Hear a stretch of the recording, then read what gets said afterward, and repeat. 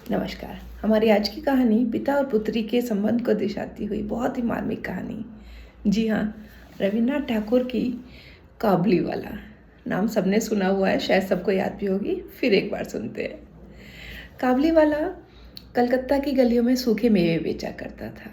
नाम उसका था रहमत, लेकिन सब उसे काबुलीवाला ही बुलाते थे। दूसरी ओर मिनी, जो एक 5 साल की छोटी सी बच्ची थी, बहुत चंचल और बहुत बातूनी, सारे घर को अपने बातों से रिझाई रखती थी। ये सारी कहानी रविन्द्रनाथ ठाकुर जी ने मिनी के पिता के माध्यम से हमें बताई है। तो मिनी के पिता लिखते हैं कि मेरी बेटी बहुत चंचल है, सारे घर में सिर्फ हर समय बातें करती रहती है, घर को चहका कर रखती है। एक दिन अचानक से उसने क्या हुआ पता नहीं, एक दिन अचानक से उसे क्या हुआ कि बाहर काबुलीवाला आया और वो दौड़ते चिल्लाने लगी, ओ काबुलीवाले, ओ काबुलीवाले। इस पर काबुलीवाला घर के अंदर तक आया और मिनी, जो खुद उससे बहुत डरती थी, कहीं भागकर छुप गई। मिनी को लगता था कि काबुलीवाला जो पोटली लेकर घूमता है, दरअसल उसमें सूखे मेवे ही हुआ करते थे, लेकिन मिनी को लगता था कि वो कोई बच्चे चुराने वाला है और उस पोटली में उसके जैसे बहुत सारे बच्चे बंद हैं। मिनी का वहम था, एक छोटी सी बच्ची थी। जब मिनी ने काबुलीवाले को बुला ही लिया तो इस पर उसके पिताजी ने सोचा कि ऐसे घर बुलाकर किसी को खाली हाथ लौटाना ठीक नहीं है, इससे थोड़े मेवे खरीद लेता हूँ। उन्होंने काबुलीवाले को अंदर बुलाया और उससे थोड़े से मेवे खरीद लिए। और इस टाइम भी मिनी चिपक कर अपने पिता से खड़ी रही, डर के मारे। काबुलीवाले ने मिनी को भी थोड़े से मेवे अपनी तरफ से दे दिए। मिनी ने धीरे धीरे से सकचाते हुए वो मेवे उससे ले लिए और अब उसे काबुलीवाले से डर भी नहीं लग रहा था। धीरे धीरे मिनी और काबुलीवाले की दोस्ती बढ़ती चली गई। दोनों बहुत अच्छे से एक साथ बैठते, हंसते, ठहाका लगाते। काबुलीवाला मिनी से मजाक करता था। वो हंसी हंसी में पूछता था, क्या लली, ससुराल जाएगी? छोटी सी मिनी को नहीं पता था ससुराल का मतलब। वो उल्टा पूछती थी, आप ससुराल जाओगे? इस पर काबुलीवाला कहता, कोई ससुराल में तुझे परेशान करेगा ना, मैं उसे बहुत मारूंगा। और यह कहकर दोनों ही ठहाका लगाकर हंस पड़ते थे। दोनों की दोस्ती बढ़ती रही। काबुलीवाला मिनी के लिए रोज मेवे ला के देता था और दोनों एक दूसरे से घंटों घंटों बातें करते रहते थे। हालांकि मिनी की माताजी थोड़ा डरी हुई रहती थी। उन्हें लगता था ये नया इंसान, बाहरी इंसान, कहीं मेरी बेटी का कुछ अहित ना कर दे। लेकिन मिनी के पिता पूरे आश्वस्त थे। वो उनकी बातें सुना करते थे, जो एक पिता और पुत्री के बीच का संवाद ही मालूम होता था। एक दिन की बात, बाहर बहुत तेज शोर सुनाई दिया तो मिनी के पिताजी बाहर की तरफ दौड़े। साथ में मिनी भी गई।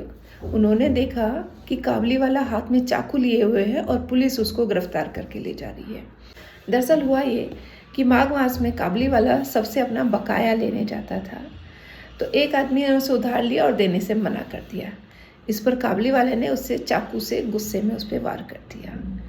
बात पुलिस तक पहुंची और पुलिस उसको पकड़ कर ले गई और यहाँ काबुलीवाले को सजा हो जाती है। 8 साल की जेल हो जाती है।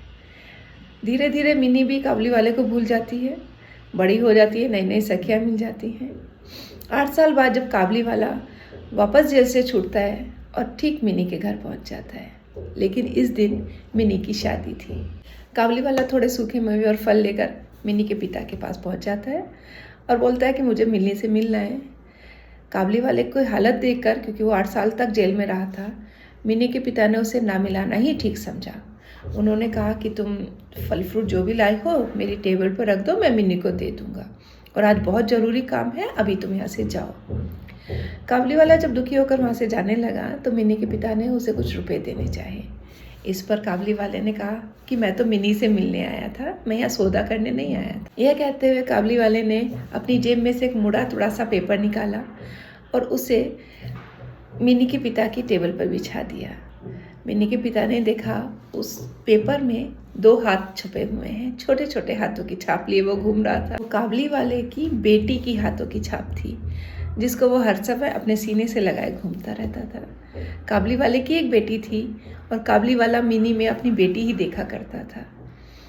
यह सब सुनकर मिनी के पिता ने मिनी को बुलाना ही ठीक समझा। उन्होंने मिनी को आवाज़ दी कि मिनी देखो, कोई मिलने आया है, बाहर आओ। मिनी दुल्हन के वेशभूषा में डरती सकचाती हुई वहाँ आकर खड़ी हो गई।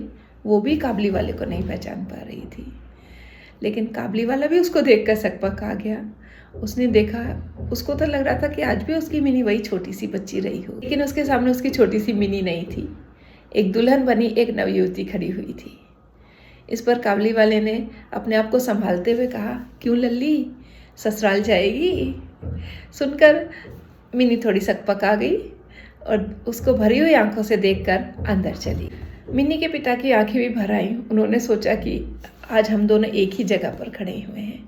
ये काबली वाला भी किसी बेटी का पिता है और मैं भी किसी बेटी का पिता हूँ। मिनी के पिता ने काबली वाले को कुछ पैसे दिए और कहा कि आज ही अपने वतन लौट जाओ। तुम्हारी बेटी भी बड़ी हो गई होगी, वो भी शादी के लायक हो गई होगी, कहीं ऐसा ना हो कि वो भी तुम्हें ना पहचान पाए।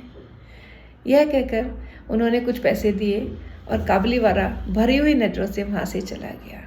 रवीन्द्रनाथ ठाकुर के कलम से निकला हुआ एक अनमोल मोती। बड़ी ही मार्मिक कहानी है। नमस्कार।